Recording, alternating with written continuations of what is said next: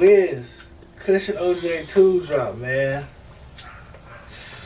That shit had me feeling like 2006 in the back house, smoking on blunts, smoking on the doobies, listening to the first Kush and Orange Juice. I said '06, like I said like 2010. Yeah, 2010. Chilling, listening to the first Kush and Orange Juice, and that brought back like the new version of the Kush and Orange Juice. And it has the same, yeah, and it don't sound off. Like it don't sound like this nigga got whole brand new beats. None of that shit. It sounds the same sound, the same quality, the same vibe, giving us the same old shit. Like, so I would say, out of all the albums where they just do remixes or do number twos of them, that's the best one. That will be the best one. That's the best one. Like I'll say this off camera. Like a lot of people do that part two of a classic album or classic mixtape. It's never close to the good one. We don't even want to hear it. Like it never meets the expectation. Unless like you got Dirty Sprite too. Yeah, and then compared to the original Dirty Sprite. Yeah, Dirty so Sprite wasn't as now as Dirty that's Sprite the too. only qualification you get if the second one passed the first one. But a lot of people really don't have that qualification where the second one passed the first one, or possibly the first one really hasn't been heard like that, and then you just got on. Second one blows and up. then then you dropped the second one. Then the second one blew up. But as far as actually making a second one that sounds equivalent and this has like the same vibe to the That's first one, like Kush and OJ was like Wiz is stamping the game. Facts. And like Kush and OJ 2 to come out the way it is, like it's already number one. Like that nigga went to the time machine. When the time machine went back to that Wiz, and that Wiz came to this timeline, it was like, all right, what we finna do with this one? That part. So I already gave it a review, ran through our scale on Hip Hop Raised Me. So it goes down to 5 categories. The first category is replayability. I gave it a 7 out of 10 for replayability.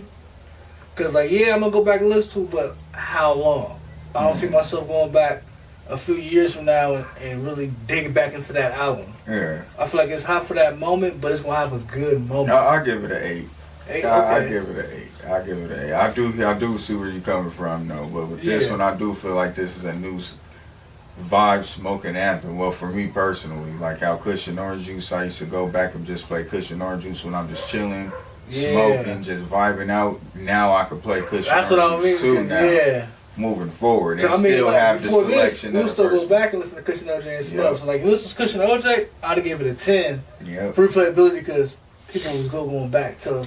People today. Going, Till today, it'll probably grow. It'll probably grow on you. But right now, I give it a solid 7, 8. Okay. Next category was beats. I gave it a 10 out of 10. I'm not even gonna lie. He stayed in the same vibe, the same connection, the same. He had Cardo on that motherfucker. Man, even worked with DJ Fresh from the Bay. DJ Fresh. Like I had to get the beats 10 out of 10. Like it's not like it's not no Grammy winning producers on there, no major names. But he's staying in his lane. It's perfect for Kush and OJ lane. If it was another Cabin Fever, then I want to hear some trap. Yeah. But if this album's perfect for Kush and OJ, because it's mellow. It's that mellow, like you feel me, like that. You know that like low key. The beats was perfect for what he was doing. Man. He did that. He sat there. Actually, I feel like he took his time selecting those beats with that one. He was like, nah, I don't feel like this one Kush and Orange Juice vibes. We're going to say this one for Cabin Fever 3. Yeah. Nah, this one. All right, bet. Yeah, this one. Be honest, like, I feel like that's why I like this album so much, because what he did on this album, a lot of albums are lacking. He really went in and made a full album. He didn't just focus on a single. He actually went in and made a full album that you can really vibe to and listen to. Like, he gave us a vibe. Like, the album's a vibe. Like, he gave us a whole vibe. Like, he didn't call it Kush and OJ, then only 4 songs sound like Kush and OJ. Kush and Orange Juice. It sounds like Kush and Orange Juice from track 1 to the last From the track. intro to the last track. Man, so like, I had to give him credit for that. Like, just keeping that sequence, because we're lacking that right now in the industry. Especially in hip-hop. So, for lyrics, I had to give him a 7, even though Wiz is not the most lyrical artist, but I'm going to be honest. He did have some bars on there where he did surprise me at some moments. Yeah. One bar stuck with me. He was OG Bobby Johnson taking down the Smack Man. That's from the movie South Central, if people don't know.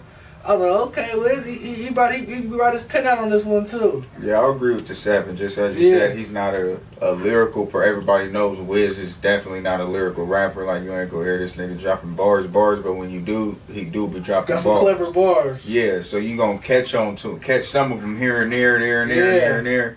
But as far as like you expecting a lyrical, a double entendre, type shit, then you ain't gonna get. That's why I had to put him at that 7 because it's perfect for his lane still. Yeah, he ain't still like got his corny his lane. bars, like his bars he does. It's perfect what he's doing, so I still give him that 7. His flow pattern, how it, how the cadence.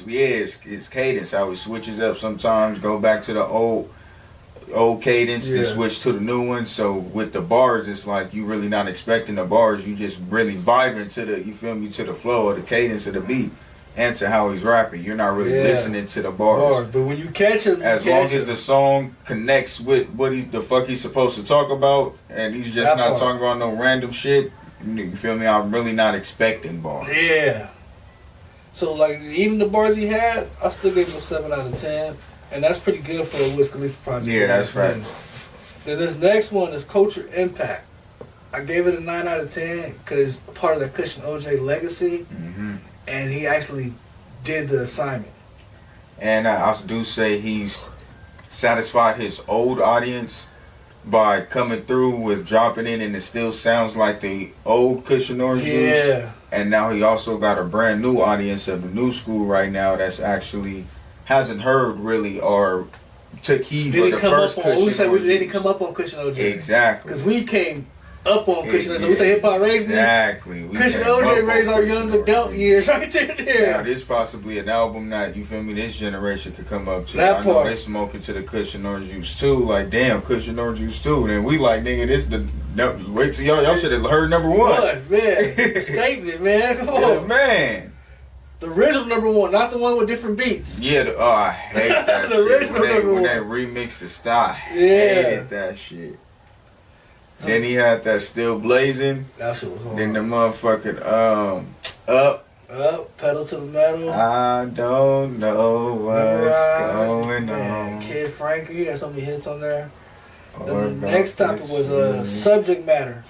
And I gave him an 8 out of 10. Because, like you said, he stuck to what his subject matter, and he even went to some places he usually don't go to, talking about his kids and like his legacy and stuff too. So that's why I rate him a little higher than probably the usual Wiz Khalifa project for subject matter. Because it wasn't just stoner luxury rap. He got a little personal on his rap, especially the song about his mom and stuff. He got real personal on this album. And he was on the one with I think it was the one with DJ Quick. No, the one before it with DJ Quick. The Smile one. Yeah, I was hearing his verse. He was talking about his brother too. Yeah. So with me personally, that I would give him a 9. A 9, okay. Yeah, in regards to that, because the subject matter, the name of the song, what he's rapping about, and he still have the same cadence when it comes to the beat selection, when it comes to his flow. He's not switching up. He got amazing features on that motherfucker. Yeah, the features is amazing. I knew when I heard "Shout Out to My Brother Spitter," I knew it was finna be some motherfucking trouble. Then with the Terrence Martin production on that record too, I was just like, oh yeah, he did it right. Shout out to my brother Spitter, man. You know when you hear that. Oh yeah, this the Wiz coming back. So I'll give it a 9. Alright, so with my scale, it was a 41 out of 50 from Trey. From Pharoah Seti, it was a 43 out of 50. They both fall in the category as a fire album. Pretty close to classic. Anything 45 and above goes in that classic category. This is right below, so they come out as a fire album. So make sure y'all check that Wiz, Kush and OJ 2 out. Y'all heard our review on Hip Hop Raised Me podcast. Probably the best review you hear on this album. Yep. You know, we support Taylor Gang, support Wiz. And one thing about Wiz, man, the way he does independency, because he did his album independent. That's another thing we gotta say. Fact. Whose album sound this good independently? He had La Russell on that motherfucker. Bro, shout out to La Russell. DJ Quick, Larry June, and everybody was waiting on all those collabs too. Yeah. Everybody was waiting. It was on all those collabs. all the collabs fit perfect. It wasn't no off the wall type shit.